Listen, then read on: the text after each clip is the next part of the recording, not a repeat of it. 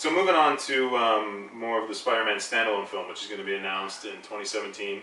The third Spider-Man we've had in 10 plus years. Yeah. So, you know, third time's the charm. Let's hope. Let's hope. Let's get. Third time I want 3. That was like emo musical. Emo musical. Hey, it's not Spider-Man without a dance number. Yeah. So the rumored villain for the new Spider-Man standalone film is KRAVEN the Hunter. No. So what do we feel about this? Who wants to go first?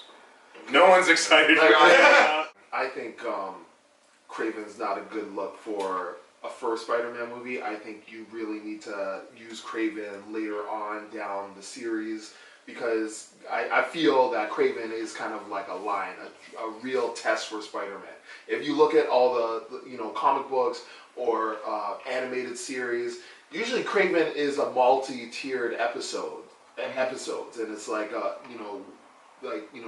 hour and a half long specials and whatnot, tie-ins to be continued, because he's so smart, and he's so he's gonna like Josh said, he's gonna make these intricate traps, and he's gonna find out who you care about. He's gonna put Black Cat in this corner, he's gonna put Mary Jane in the other, and it's like, who are you gonna pick? You know what I mean? And he's not gonna stop hunting you, right? So I would use, right now, if we're starting a new Spider-Man series, I'd start really slow, because now that the Marvel Cinematic Universe actually has the rights to do this and do it properly, because they're going to try and do it properly and give it the time it needs, I would start slow, get a bully character, like a Rhino, like a Scorpion, like a Shocker, mercenaries, you know what I mean? And especially the Scorpion storyline, they could just use.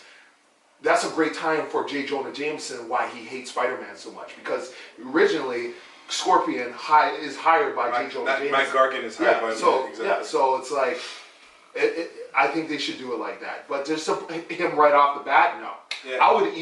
I know people, there's going to be grunts and groans and blah, blah, blah. But do a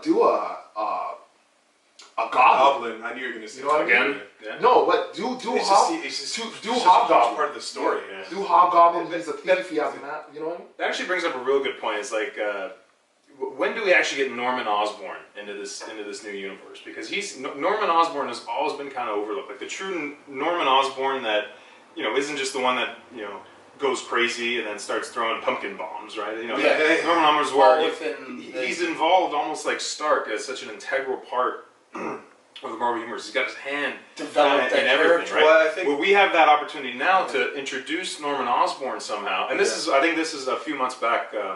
McConaughey was rumored to at least be kind of on the list somewhere, right? But you can almost establish Norman Osborn for a few movies, and he can show up even in just the other Marvel movies, because he's just there. You can see the Tower, and you could have Oscorp in any of these kind of movies. Have him in there, and later on pay it off with him.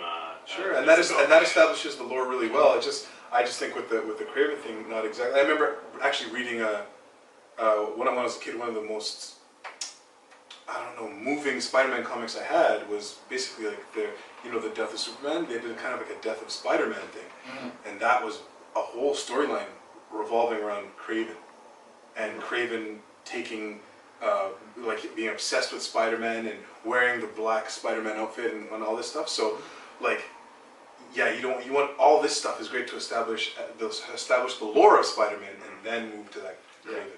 Yeah, again, and as much more of a casual fan who's not into the comics or the Marvel comic universe as much, the other characters are so well established in the cartoons, in just pop culture. They're fun. Yeah, they're fun, pop culture. It would be a very easy way for them to bring the character in, introduce the character, and have him just be Spider-Man. Because those are characters that are quintessential. Like Spider-Man, for the Marvel universe, is the one character that has the rogue gallery. You know what I mean? He has all the villains. He has a very deep, well-known villain base. So now you're starting him again. You're rebooting him, and you're going with to the general population, one of the lesser known. Like, he might be great, and from everything you guys are saying, he sounds like somebody who I definitely would like to learn more about. But as an introduction, it just seems a little too far fetched, or a little kind of lesser known. And I just, you know what, the problem I have too is, like, Kraven goes after big game, and I don't think Spider-Man, if we're starting this all over again, he's had enough clout and enough adventures and stuff to be like, you know what, I'm gonna hunt this guy.